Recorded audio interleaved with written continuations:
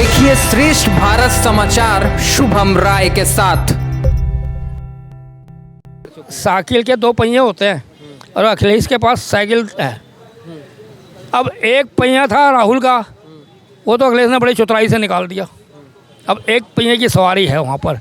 वो कहते हैं हमें जीतना है तो आप साइड में रहो, हम करेंगे। 3 सीटें कांग्रेस को दे रहे थे। क्या इज्जत रहेगी? कांग्रेस इतनी पुरानी पार्टी है। महाराष्ट्र में ऐसे होगा क्योंकि अब लोग जो हिंदू जो जाग रहे हैं, पहले हिंदू सो रहा था। अब हिंदुओं को जैसे लोकसभा चुनाव में इन्होंने क्या किया कि वोटें कम दी है, तो अब उससे अब हिंदुओं को भी लग रहा है कि यार हम गलत कर रहे हैं। इसमें अच्छे नाराज भी ठीक कर लिए जाते हैं, यानी उनको सही रास्ते में लिया जाता है। सिंह हिंदू यात्रा निकाल रहा है, ठीक। वहाँ के जो प्रदेश अध्यक्ष हैं, जब उनसे सवाल किया जाता है कि क्या ये जो यात्रा है ये बीजेपी निकाल रही है, मतलब बीजेपी के बैनर तले होगा, तो उन्होंने कहा कि नहीं, ये यात्रा बिल्कुल पार्टी के बैनर तले नहीं है, क्योंकि नीतीश कुमार ये कभी नहीं कहेंगे कि मैं हिंदुत्व का हूँ। और उन्होंने ये भी कहा कि सेकुलर नीतीश के साथ भारतीय जनता पार्टी खड़ी है। तो अभी तो आप कह रहे हैं कि सेकुलर सब नहीं, शिवसेना थी वो हिंदुत्व के ऊपर थी।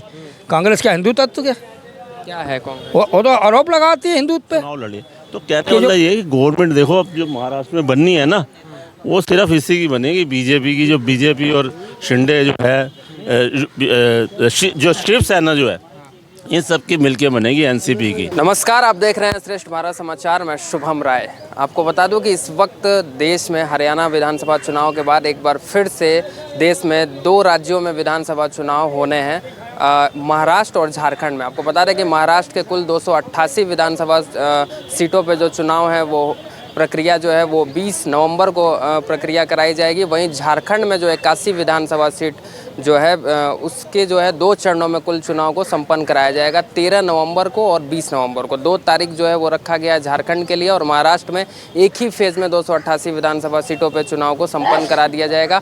और जो परिणाम जो है वो 23 नवंबर को घोषित कर दिया जाएगा। तो इस बार हरियाणा विधानसभा चुनाव में जिस तरीके से पूरे देश में दिखाया जा रहा था, लग रहा था कि कांग्रेस जो है वो बीजेपी जिस तरीके से वहाँ 10 साल से राज कर रही है उसको तोड़ के एक बार सत्ता में वापसी करेगी। एग्जिट पोल जो दिखाया गया, तमाम बड़े न्यूज़ चैनल्स, तमाम जो पब्लिक ओपिनियंस और जो भी लोगों की राय थे, वो परिणाम वाले दिन किस तरीके से पलट गया। अचानक सुबह 10 बजे के बाद परिणाम पलट जाता है और बीजेपी वहाँ पे दोबारा सरकार बना जाती है। नायाब सिंह जो है मुख्यमंत्री के रूप में एक बार फिर से हरियाणा में चुने जाते हैं। अब महाराष्ट्र और झारखंड की तैयारी है। राहुल गांधी जो हैं, कांग्रेस के विपक्षी के जो बड़े नेता हैं राहुल गांधी, वो नज़र खुद बनाए हुए हैं। वो खुद एक बार नज़र बनाए हुए हैं कि हरियाणा में जिस तरीके की जो गलती हुई महाराष्ट्र और झारखंड में ना हो।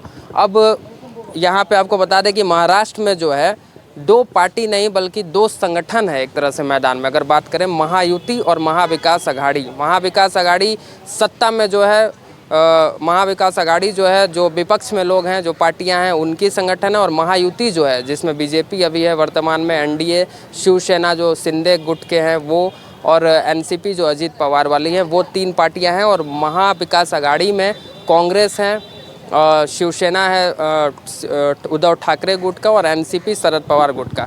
और यहाँ पे मीटिंग हो चुका है। आपको बता दें 85 सीटों पे जो महाविकास अघाड़ी है वो चुनाव लड़ेगी। उम्मीदवारों की घोषणा भी हो गई है। 65 सीटों पे ठाकरे ने अपने जो उनके कैंडिडेट हैं उनका घोषणा कर दिया। और आज भारतीय जनता पार्टी ने भी महायुति की ओर से 90 सीटों पे अकेले घोषणा कर दिया। अब भारतीय जनता पार्टी ने उम्मीदवारों की घोषणा कर दी, उसमें 3-4 कुछ ऐसे सीट थे जिस पे एकनाथ शिंदे जो हैं वो अपना दावा कर रहे थे, उनके कैंडिडेट के लोग। तो अब आपस में कुछ जो है नाराज़गी की भी खबरें सामने आ रही हैं।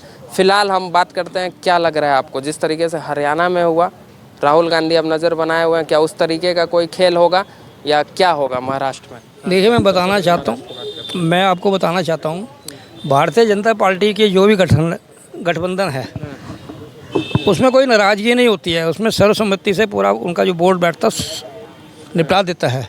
अब जो ये तीनों पार्टियों की गठबंधन है इसमें फुटवर्क हो रहा है, फुटवर्क सरफराई हो रही है। महाविकास अघाड़ी में जो है शिव से कांग्रेस वाली और वही उद्धव ठाकरे वाले, और दूसरा एनसीपी वाले, ठीक है ना, एनसीपी स्तर पर। तो ये आपस में ही अभी तक नहीं कर पाए। 85 बांटा है इन्होंने बंदर बाट की तरह। अब कुछ सीटें और हैं 30, उसके भी अभी इनका फुटवर्क चल रहा है, यानी सरफड़ाई चल रही है। तो ये सेम चीज़ तो महायुति में भी देखने को मिल रहा था। कल अमित शाह के आवास में यहाँ पे बैठक हुआ, महाराष्ट्र के दोनों डिप्टी सीएम मुख्यमंत्री शिंदे भी यहाँ पे थे। उसके बाद ही कल जो है फैसला हुआ है कि कैसे चुनाव लड़ना है। देखो मैंने बताना, एक संगठन है बीजेपी, इसमें अच्छे नाराज भी ठीक कर लिए जाते हैं, यानी उनको सही रास्ते में लिया जाता है। क्योंकि भाई एक रणनीति बनानी है जीतने के लिए, हारने के लिए नहीं बनानी है। अगर ये जीतेंगे नहीं तो फिर फ़ायदा क्या उस चीज़ का, मेहनत करने का फ़ायदा क्या उस चीज़ का।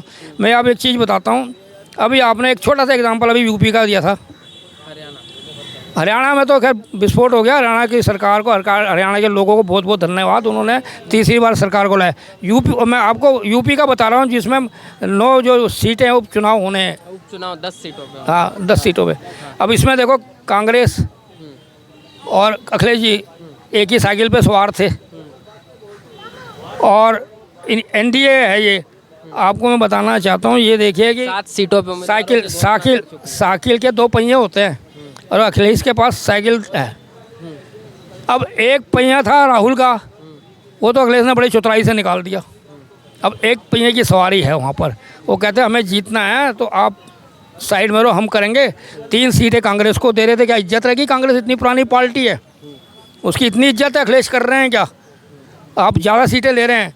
तो कहने का मतलब इस बार यहाँ से भी सुपड़ा साफ होना इनका, जो भी है ज़्यादातर विजय प्राप्त मिलेगी भारतीय जनता पार्टी को, क्यों काम के आधार पर। और दूसरा, आपने जो महाराष्ट्र का जो चलाया है ये, तो महाराष्ट्र में भी बीजेपी सरकार बनेगी, क्योंकि अपने काम के दम पर जो लोगों के लिए काम किए गए हैं।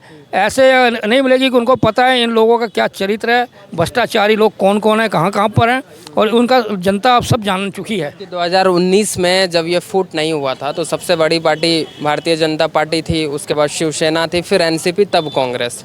क्या वही रिजल्ट, वही परिणाम इस बार भी रिपीट होने वाला है? 90 सीटों पे ये अपने उम्मीदवारों की घोषणा कर दी। हालांकि गठबंधन में चुनाव लड़ रहे हैं, अकेले नहीं लड़ रहे हैं। देखिए महायुति में क्या सबसे बड़ी पार्टी बीजेपी होगी? देखिए अब ये जो रिजल्ट आएगा, ये सारी जो सीटें हैं बहुत इंपॉर्टेंट है बीजेपी के लिए। वह तो हर पार्टी अपना दावा ठोकती है, पर महाराष्ट्र में बोला था आपने गठबंधन, देखो महाराष्ट्र में गठबंधन बीजेपी ने भी करा था ना उद्धव से, क्या हो गया? धोखा दे के चला गया था। जिसके पिताजी माने जाते थे, एक वाजपेयी, जनता जाती थी उनके पास, झुकती थी, बाला साहब ठाकरे जी, और कोई भी उनकी बात को नकारा नहीं कर सकता था। आज उनका पुत्र कांग्रेस की पैरों पे बैठा हुआ है। क्यों बैठा हुआ है भाई? किस लिए बैठा हुआ है? तो उन्होंने वहाँ की जनता को तो मन दुखाया है ना। तो इस पैरों में क्यों बैठा है? जैसे गठबंधन में तो मान लीजिए, तो फिर तो ये भी हो गया कि एक नाथ शिंदे भी बीजेपी के पैरों में है, फिर तो लोग ये भी कह सकते हैं। देखिए जो महाराष्ट्र की जनता थी वो हिंदू तत्व के ऊपर थी, शिवसेना थी वो हिंदू के ऊपर थी। कांग्रेस क्या हिंदू तत्व क्या है कांग्रेस? वो तो आरोप लगाती है हिंदुत्व पे कि जो है लोकसभा में खुद राहुल गांधी कहता, पी चिदम्बरम कहता, और उनके आज शिंदे ने भी महाराष्ट्र में बोला है इस चीज़ का, और उसमें फिर मुकर गया है कि भाई मुझे जो लिख के दिया। लोकसभा चुनाव में तो महाराष्ट्र में अच्छी सीटें हासिल की इंडिया अलायंस ने। इंडिया अलायंस ने टोटल कितनी सीटें करी बताइए आप एग्जैक्ट। 99 और 240 करी बीजेपी ने। तो कहने का मकसद अंतर नहीं था इसमें कि 400 बोला तो इतनी आई है, और लोगों को एक संविधान की किताब दिखा के लोगों को हम इतना पैसा देंगे, इतना रुपया देंगे, 1-1 लाख रुपया हर एक के अकाउंट में डालेंगे, ये पर्चा बना दिया उनका। अगर ये जीत के लोकसभा की सीटों को ज़्यादा बगरा के छोटे लोगों को, जो गरीबी लोग ही तो आते हैं इस लालच में, पैसे वाला तो आएगा नहीं। तो मैं ये कहना चाहता हूँ, आपको सारा निचोड़ बताता हूँ कि वहाँ पर महाराष्ट्र में भी बीजेपी सरकार आएगी, और जो इनका गठबंधन है मिला के सरकार बनेगा, और पूरे बहुमत से बनेगा। बस धन्यवाद आपका। अभी देखो जो हरियाणा में हुआ ना, रिपीट हुआ है, हरियाणा में भी ऐसे, वो महाराष्ट्र में ऐसे होगा, क्योंकि अब लोग जो हिंदू जो जाग रहा है, पहले हिंदू सो रहा था। अब हिंदुओं को जैसे लोकसभा चुनाव में इन्होंने क्या किया कि वोटें कम दी है, तो अब उससे अब हिंदुओं को भी लग रहा है कि यार हम गलत कर रहे हैं। तो उनके समझ में अब आ रहा है। अगर उनके समझ में पहले आ चुका होता तो मोदी जी का पूर्ण बहुत है। और कई बिल जो अटक रहे हैं ना सब संविधान में, जो संविधान करते रहते हैं, राहुल गांधी 4 पन्ने लेके घूमते संविधान के, इतनी मोटी किताब है, हाथ में उठा नहीं सकते हो, उनके अगर औकात ढंग से नहीं है। लेकिन क्योंकि वो उनकी औकात उतनी है, वो 4 पन्ने संविधान को इतना ऐसे वो अपने मनमोहन सिंह का पर्चा फाड़ते संविधान संसद में, तो वो अपनी प्रधान में इज्जत नहीं करते, वो संविधान इज्जत क्या करेंगे। लेकिन इनको शर्म आनी चाहिए, इतना झूठ बोल रहे हैं लोकसभा चुनाव में, तभी 200 कुछ सीट ला पाइए, ठीक है ना। इतना अगर झूठ लेकिन जहां एकदम शून्य पे थी, लोग ये कह रहा था कांग्रेस मुक्त भारत हो जाएगी, तो उसमें तो कहीं ना कहीं प्रोग्रेस ही हुआ है उनका, कांग्रेस का, जिस तरीके से अभी आपने लोकसभा का देखो हो जाए, देखो टाइम लगता है हर चीज़ में। अगर आज कहा है तो उसका असर मतलब ज़रूरी नहीं है कि इमीडिएटली हो जाएगा। 5-10 साल अगर आज कोई कानून बनता है ना हिंदुस्तान के अंदर तो उसको इम्प्लीमेंट होता है, उसका जो असर जो है ना तुम्हें एकदम मेटेरियलाइज नहीं होगा, उसका असर तुम्हें 10-15 साल आने वाले में पता लगेगा। कोई भी अगर कानून बनता है तो ये हो जाएगी, कोई सूनर लेटर होना तो है ही इसने, और कांग्रेस मुक्त होगी। तो मेरा कहने को लगा ये महाराष्ट्र के अंदर इन्होंने 85 सीटें बांटी हैं तीनों ने, जो महाराष्ट्र विकास आघाड़ी 85। तो पिछला रिकॉर्ड देख लो। अगर मेरे को ये बता दो कि अभी लोकसभा की सीटें आई हैं तो कांग्रेस की कितनी आई हैं? 6 आई हैं, 7 आई हैं। तो मैं ये कह रहा हूँ कि पीछे का जो रिकॉर्ड देखो आप, पीछे जब पिछले इलेक्शन में 2019 में तो हमारी जो बीजेपी सरकार थी उसने 105 से 105 सीटें जीती थी, ठीक है, और उसने 55 जीती थी उद्धव ठाकरे ने, 54 एनसीपी ने जीते, 44 कांग्रेस ने जीती थी। तो ये सारे अब टूट के उनको भी अपना भविष्य कहीं नज़र नहीं आ रहा था उसमें, तो वो इधर आ गए हैं वो। तो अब 155 सीटों पे चुनाव लड़े। तो कहने वाला ये है कि गवर्नमेंट देखो अब जो महाराष्ट्र में बननी है ना, वो सिर्फ इसी की बनेगी, बीजेपी की। जो बीजेपी और शिंदे जो है, जो शिवसेना जो है, इन सब की मिलके बनेगी एनसीपी की जो ओरिजिनल है। क्या ऐसा फैक्टर है बीजेपी के अंदर, चुनावी फैक्टर हम बात कर रहे हैं, कि अचानक परिणाम जो है वो बेहतर हो जाता है? जैसे आप मध्य प्रदेश में भी पलट गया गेम, छत्तीसगढ़ में भी गेम पलट गया, राजस्थान में पलटा था, हरियाणा में जिस तरीके से, चलिए वहाँ तो मान लेते हैं एग्जिट पोल में भी 19-20 का फर्क था, लेकिन हरियाणा में एग्जिट पोल में सर उल्टा दिखाया था। आप ये एग्जिट ना मैं एमपी छत्तीसगढ़ की बात, मैं मेरे MP का तो ठीक दिखाया। सवाल मेरा ये था कि हरियाणा को लेके एग्जिट पोल जो दिखाया जा रहा था वो परिणाम वाले दिन गलत हो गया। बिल्कुल गलत हो गया। ऐसा क्या करती है कि, और एक बात और बताऊँ, जब रिजल्ट डिक्लेयर हो रहे थे, जब रिजल्ट आए थे तो उस दिन सुबह 11 बजे तक भी जो है ना कांग्रेस का पलड़ा बहुत ऊपर था और बीजेपी का नीचे, और उसके बाद एकदम हो गया। अब ये ऐसा है कि ये चाहे जो मर्जी कहते रहे, ईवीएम कुछ नहीं है, ये इनका उन्होंने काम किया और कुछ नहीं है। और उनको हरियाणा में जो इन्होंने स्कीम्स निकाली है ना, एक तो किसान की और एक जवान की जो अग्निवीर होंगे जो 4 साल बाद। लेकिन विरोध भी तो उसी चीजों को लेके हो रहा था। अरे हो रहा था ना, अब पता लग गया ना कौन अपना है कौन पराया है। विरोध कराने वाले भी तो यही है। बिल्कुल ऐसा था कि अग्निवीर पर जनता को बहकाया गया कि वहाँ बलिदान होगा देश के लिए, वह अठन्नी नहीं मिलने वाली, 1 रुपया नहीं मिलेगा, जबकि गवर्नमेंट 1 करोड़ रुपया देती थी। तो हरियाणा की जनता को पता चल गया ये साले कांग्रेसी तो झूठ बोलते हैं, 1 नंबर के मक्कार हैं। ये अग्निवीर अगर देश के लिए अपना बलिदान दे देता उसे तो 1 करोड़ रुपया मिलता है। और ये क्लियरिटी हो भी गई और सच्चाई खुल भी गई, क्योंकि गृह मंत्री जी ने भी कहा था कि 1 करोड़ रुपया मिला है। अच्छा, जिसने अपने देश के लिए शहीद हुआ था उसने भी कह दिया जी 1 करोड़ रुपया मुझे मिला है। और राहुल गांधी क्या कहता था कि अग्निवीर को 1 भी पैसा नहीं मिलता है।